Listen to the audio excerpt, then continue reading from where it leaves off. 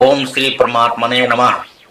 सत्य सनातन धर्म में एक ही परमात्मा के विविध रूपों की कल्पना की गई है, जिन्हें देवता कहा जाता है। इन देवताओं में सबसे प्रसिद्ध गणेश जी हैं। गणेश जी को सबसे पहले पूजा जाता है। इन्हीं गणेश जी के संबंध में कुछ रोचक जानकारियों के साथ मैं शिवकांत शाश्वत सभी दर्शक एवं श्रोतागणों को नमस्कार। हाथी के समान मुख वाले भूत गणादि से पूजित, जम्बू फल को रुचि पूर्वक खाने वाले, माता पार्वती के पुत्र, शोक का विनाश करने वाले, विघ्नों का नाश करने वाले, हे गणेश जी, आपके चरण कमलों में नमस्कार है। ओम गजाननम भूत गणाधि सेवितम कपित जम्बू फल चारु भक्षणम उमासुतम शोक विनाशकारकम नमामि विघ्नेश्वर पाद पंकजम। भाद्रपद मास की शुक्ल पक्ष की चतुर्थी तिथि को भगवान गणेश जी का जन्म हुआ था, इसलिए इस तिथि को गणेश चतुर्थी के नाम से जाना जाता है तथा इसी दिन से गणेश महोत्सव का शुभारंभ होता है, जो अनंत चतुर्दशी के दिन तक करीब 10-11 दिनों तक चलता है। यह पर्व विशेष रूप से महाराष्ट्र सहित पूरे देश भर में बहुत धूमधाम से मनाया जाता है। गणेश चतुर्थी के दिन गणेश जी के भक्त भगवान गणेश जी की मूर्ति या चित्र को घर लाकर उनकी पूजा करते हैं तथा उनका प्रिय भोग उन्हें समर्पित करते हैं। इस दिन भगवान गणेश की सच्चे मन से जो भी प्रार्थना करता है, उसकी सभी मनोकामनाएं पूरी होती हैं। वेदों में इन्हें गणपति या ब्रह्मस्पति के नाम से जाना जाता है। भगवान गणेश माता पार्वती तथा शिव जी के पुत्र हैं। गणेश जी की पूजा सभी देवों में सबसे पहले की जाती है। प्रत्येक शुभ कार्य करने से पहले इन्हें ही पूजा जाता है। गणों के देवता होने के कारण गणेश जी को गणपति के नाम से भी जाना जाता है। इनका वाहन मूषक है। ज्योतिषी विद्या में गणेश जी को केतु के देवता कहा गया है। विभिन्न पुराणों में गणेश के जन्म को लेकर कई कथाएं हैं। स्कंद पुराण में भगवान गणेश जी के जन्म से जुड़ी कथाएं उपलब्ध है। इन कथाओं के अनुसार भगवान शंकर द्वारा पार्वती को दिए गए पुत्र प्राप्ति के वरदान के बाद ही गणेश जी ने अर्बुद पर्वत पर जन्म लिया था, जिसे अर्बुदारण्य भी कहा जाता है। आजकल इसे माउंट आबू के नाम से जाना जाता है, जो राजस्थान के सिरोही जिले में अरावली की पहाड़ियों पर सबसे ऊंची चोटी पर स्थित है। इसी वजह से माउंट आबू को अर्ध काशी भी कहा जाता है। गणपति के जन्म के बाद देवी देवताओं ने इस पर्वत की परिक्रमा की थी। इसके साथ ही साधु संतों ने गोबर से वहां भगवान गणेश की प्रतिमा भी स्थापित की थी। आज इस मंदिर को सिद्धि गणेश के नाम से जाना जाता है। पद्म पुराण में वर्णन है कि एक बार माता पार्वती ने अपने शरीर के उपटन से एक आकर्षक कृति बनाई, जिसका मुख हाथी के समान था। फिर उस आकृति को उन्होंने गंगा नदी में डाल दिया। गंगा जी में पड़ते ही वह आकृति विशालकाय हो गई। पार्वती जी ने उसे पुत्र कहकर पुकारा। देव समुदाय ने उन्हें गांगेय कहकर सम्मान दिया और ब्रह्मा जी ने उन्हें गणों का आधिपत्य प्रदान करके गणेश नाम दिया। लिंग पुराण के अनुसार एक बार देवताओं ने भगवान शिव की उपासना करके उनसे शत्रु दानवों के दुष्ट कर्म कांड में विघ्न उपस्थित करने के लिए वर मांगा। भगवान शिव ने तथास्तु कहकर देवताओं को संतुष्ट कर दिया, जिसके फलस्वरूप गणेश जी का प्राकट्य हुआ। उनका मुख हाथी के समान था तथा उनके हाथ में त्रिशूल एवं दूसरे हाथ में पास था। देवताओं ने पुष्प वृष्टि करते हुए गणेश जी के चरणों में बार बार प्रणाम किया। भगवान शिव ने गणेश जी को दैत्यों के कार्यों में विघ्न उपस्थित करके देवताओं का उपकार करने का आदेश दिया। शिव पुराण में भगवान गणेश के जन्म को लेकर एक प्रसिद्ध कथा है। इस कथा के अनुसार माता पार्वती ने एक बार अपने शरीर पर मैल हटाने के लिए हल्दी लगाई थी। इसके बाद जब उन्होंने हल्दी उपटन उतारी तो उससे एक पुतला बना दिया तथा फिर उसमें प्राण डाल दिए। उन्होंने इस प्राणी को द्वारपाल बनाकर बैठा दिया एवं किसी को भी अंदर न आने देने का आदेश देते हुए स्नान करने चली गई। संजोग से इसी दौरान भगवान शिव वहां आए। उन्होंने अंदर जाना चाहा, लेकिन बालक गणेश ने रोक लिया। नाराज शिव जी ने बालक गणेश को समझाया, लेकिन उन्होंने एक न सुनी।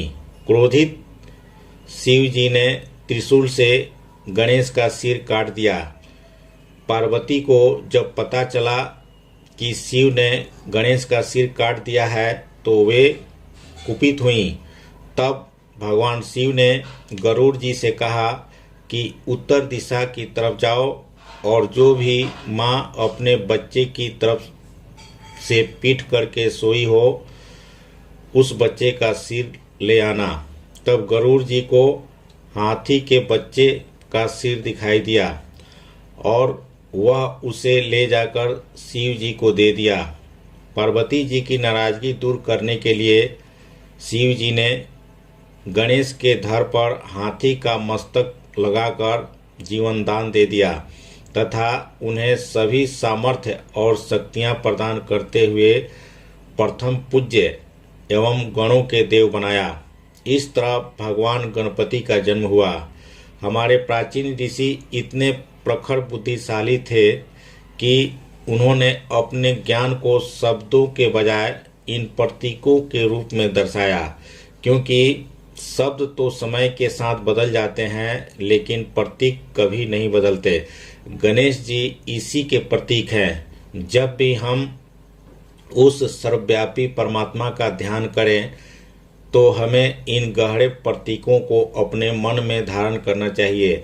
जैसे हाथी के सिर वाले भगवान गणेश, भगवान शिव जो ज्ञान तथा शांति के प्रतीक थे, इतने क्रोध करने वाले थे कि उन्होंने अपने ही पुत्र का सिर धड़ से अलग कर दिया और भगवान गणेश के धड़ पर हाथी का सिर लगा दिया।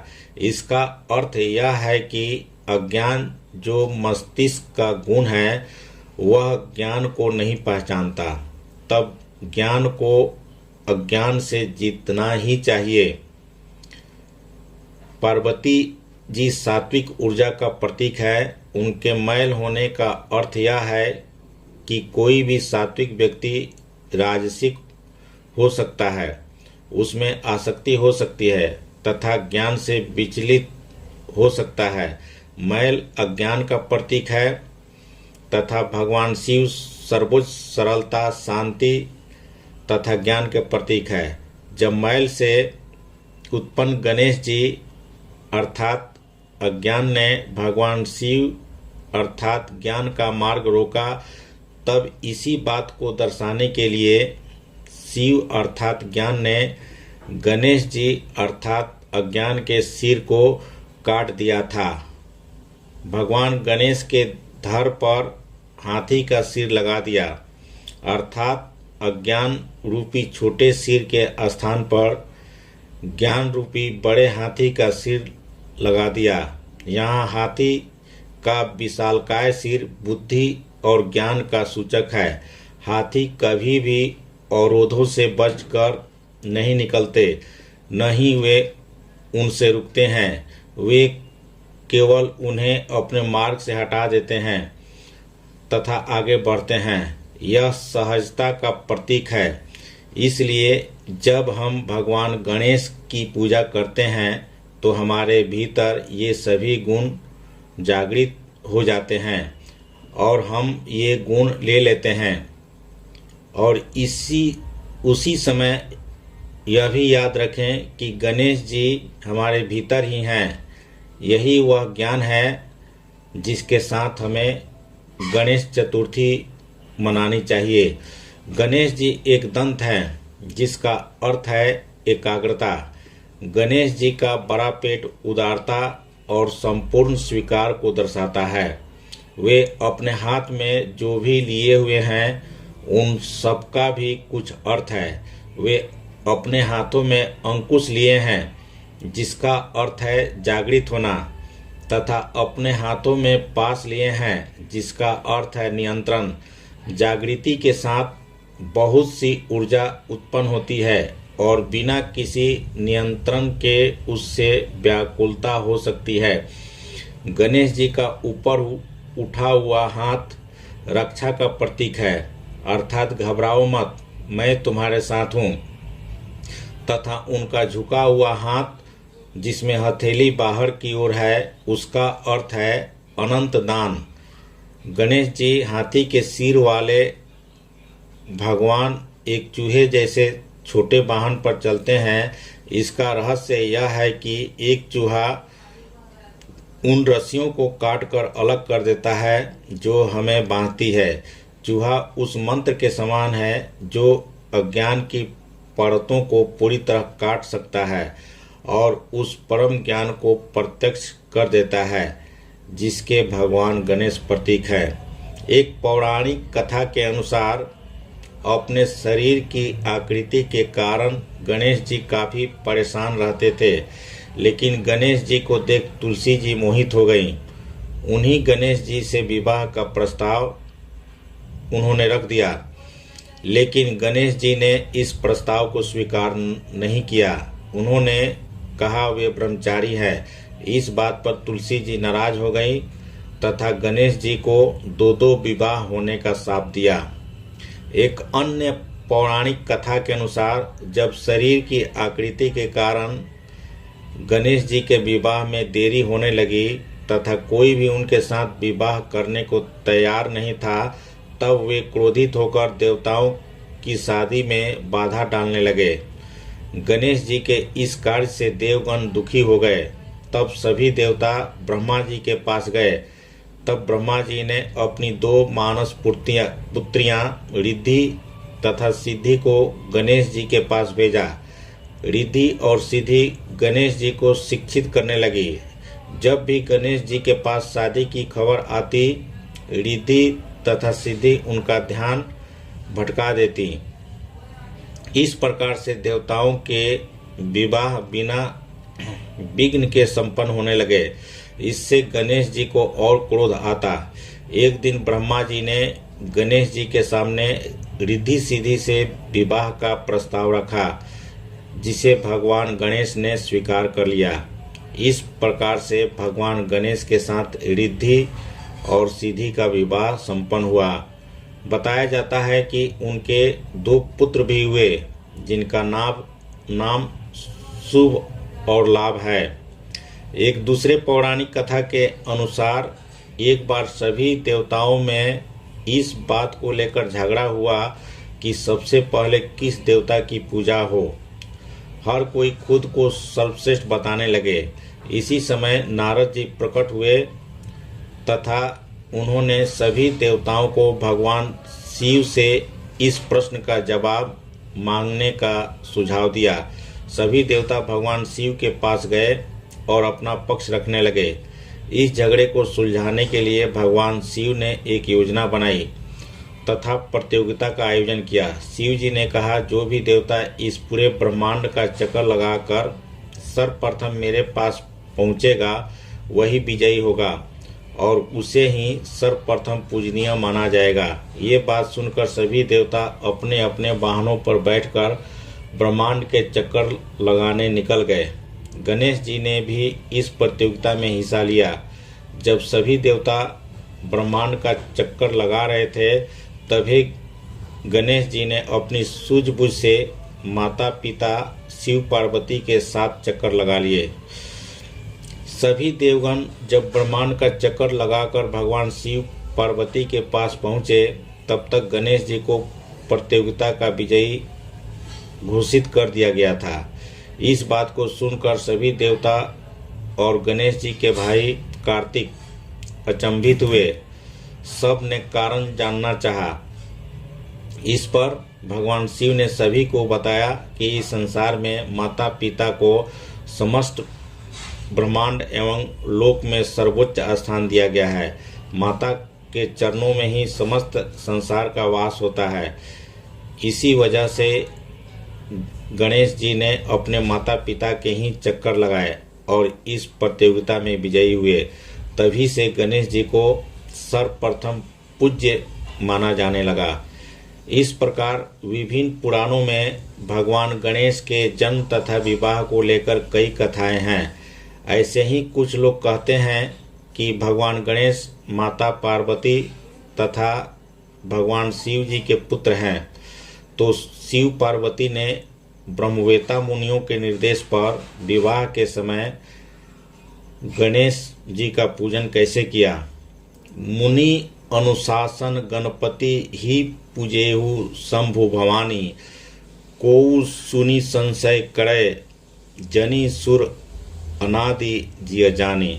यहाँ स्पष्ट किया गया है कि किसी भी व्यक्ति को इस बात का संशय बिल्कुल नहीं करना चाहिए, क्योंकि गणपति अनादि है। तात्पर्य यह है कि भगवान गणेश किसी के पुत्र नहीं हैं, वह अनादि और अनंत हैं।